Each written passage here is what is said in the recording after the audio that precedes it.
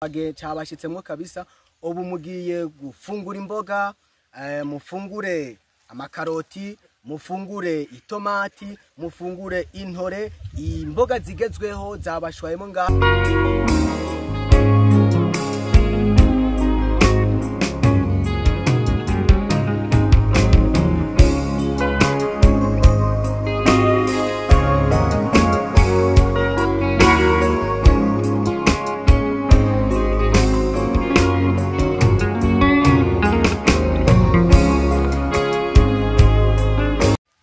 Bakunzi ba One TV show, ndabazaniye inkuru nziza. Aha turi ku musozi wa Kirambi, commune Bweru, province Ruyigi, aho twagendeye Adermo Agro Business, aho bariko baragerageza kuzana ibintu bishasha kuri umutumbo wa Kirambi, aho bariko bagerageza kurima muci, bateriko barima mu mwonga, hame bitegwa bariko baratera bakabivomera.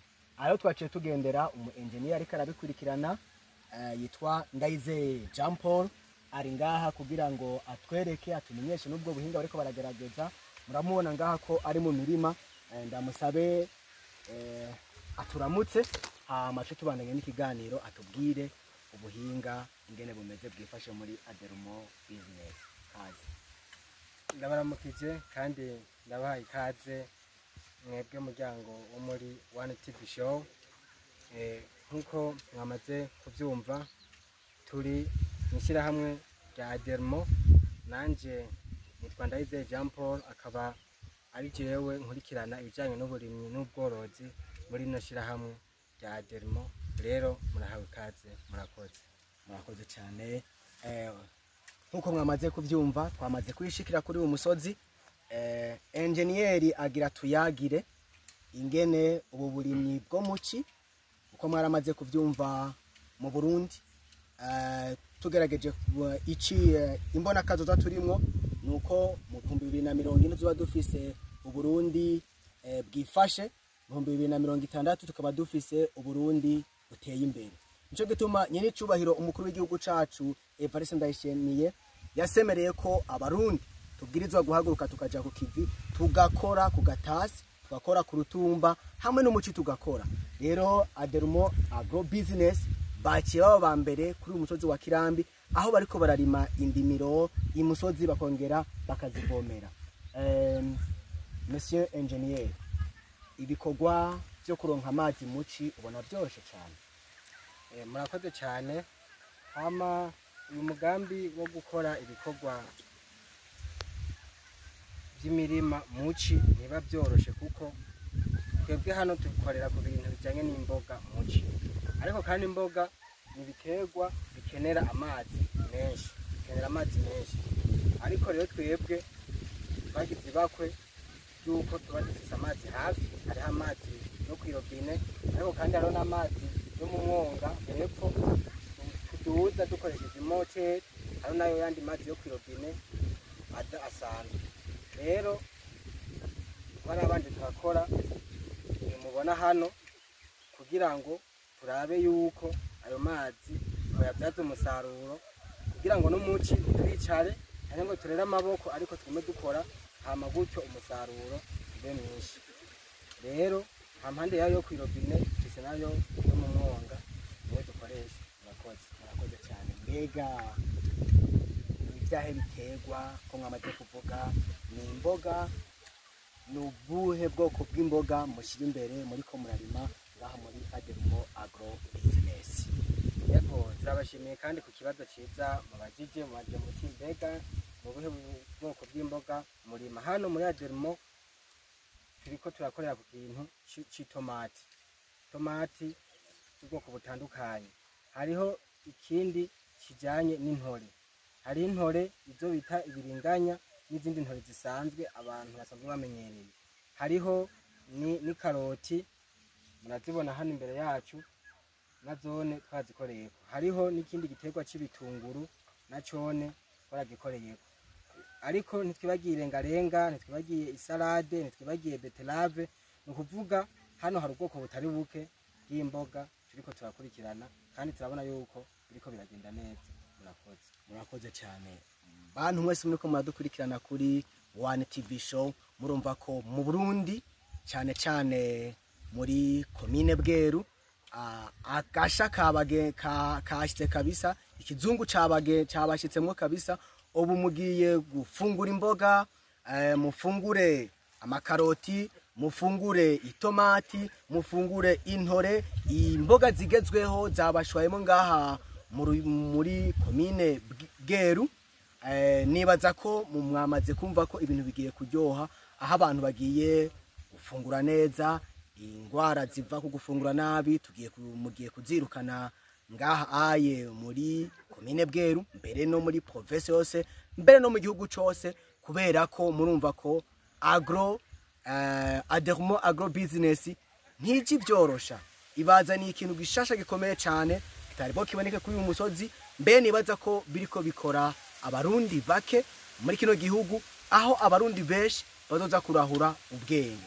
Nagomba nsabe engineer ni cyahe yohanura abarundi cyane cyane ngaha mu Ruyigi muri komine Bweru muri rusange, mbere n'abarundi, kugira ngo bamenye iby'uyu mugambi, iby'iterambere ryo kurima muci naho nyene imusozi. Murakoze cyane. Murakoze kongera tubaza ikibazo cyiza nk'icyo. Icyo no hanura abandi nuko bojijuka, kuko hari igihe umuntu aba afise amahirwe ariko ntayabyaza umusaruro. Mu Burundi henshi hariho amazi, henshi aho uja hose usanga mu bubande hariho amazi cyangwa hafi y'imyonga, ariko ugasanga hageze muci aho twakoresheje ya mazi ntituriko turayabyaza umusaruro.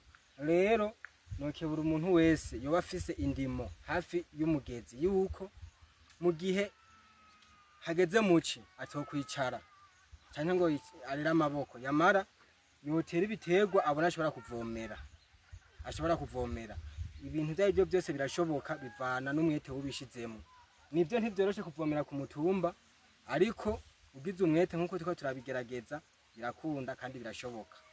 Rero ndabateye intege kandi ndabahamagarira yuko namwe aya mazi cyangwa iyi myonga iri hafi y'isi zacu twoza turayakoresha muco mu kuvomera ibiterwa, kugira ngo buri gihe twamana ibifungurwa bikwiye by'imigwi yose. Murakoze.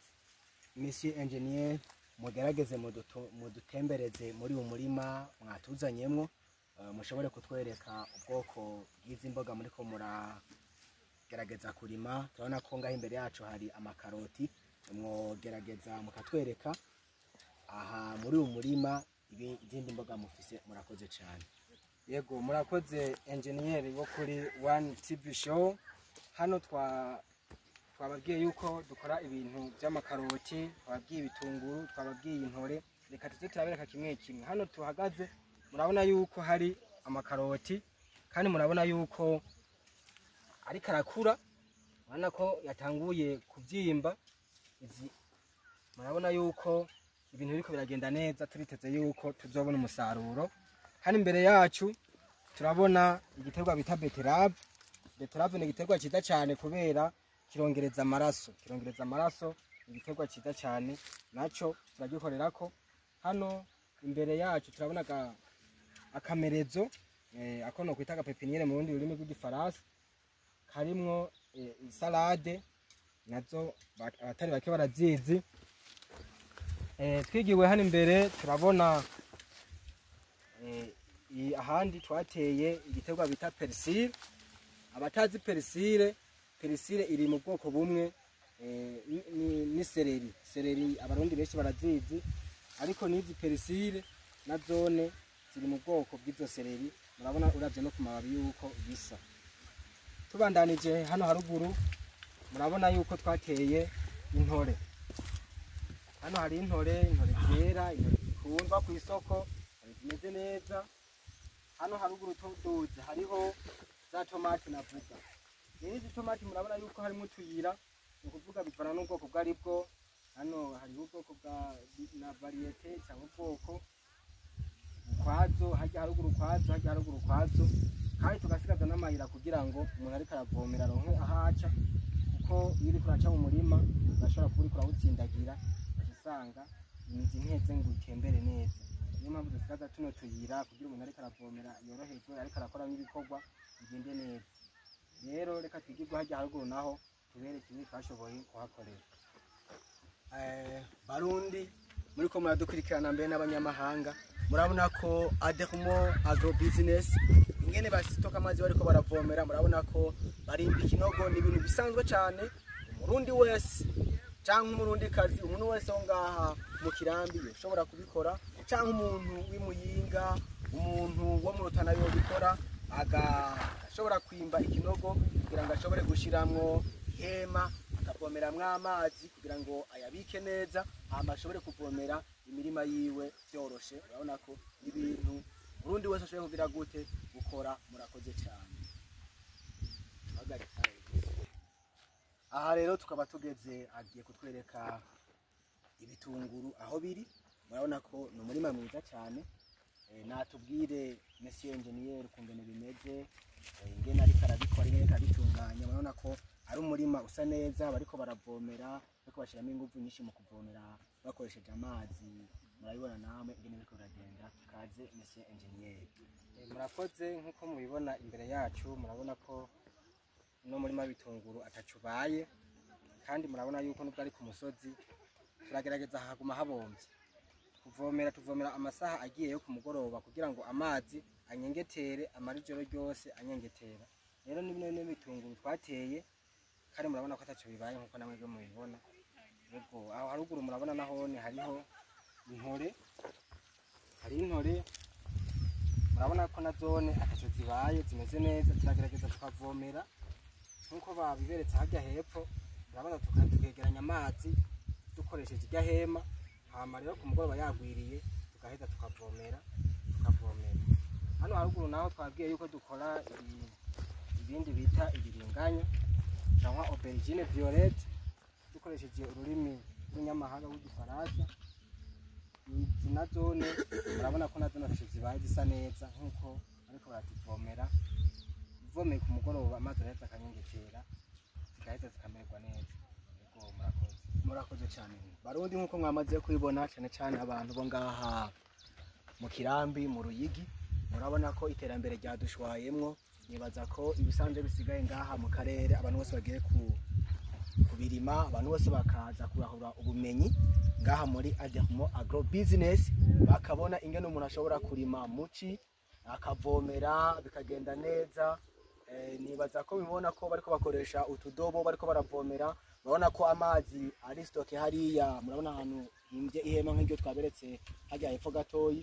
Murabona ko ni umurima uteye igomwe, kandi abantu bariko baragerageza bashakashaka barondera ubumenyi. Nibyo mwibonera cyane. Nagomba shimire Monsieur Engineer yemeye kuduha ikiganiro kuri uyu mugoroba, nkuko mubibona, katwemera tukayaga, kadusangiza ubumenyi, akaba duhaye ibintu byinshi bishoboka, kandi nibaza ko abantu benshi bazoza kurahura ubwenge ngaha muri Adermo Agro Business. Tubakengurukire Monsieur Engineer. Yezere wo kuri One TV Show, turamushimiye kubona yaje akagira ngo arahure ubumenyi hano, yereke n'abandi batabizi batibaza ko bishoboka, babone yuko bishoboka. Kurima muci umuntu akavomera birashoboka, kandi umwimbu uraboneka, kandi murabona ko imirima atacibaye. Rero turabashimiye ko namwatugendeye, kandi turashimiye namwese ukurikiranye kino kiganiro. Nibaza yuko kizobagirira akamaro, kandi turabahimiriza namwe mubyaza umusaruro aya mazi Imana yahezagije Abarundi.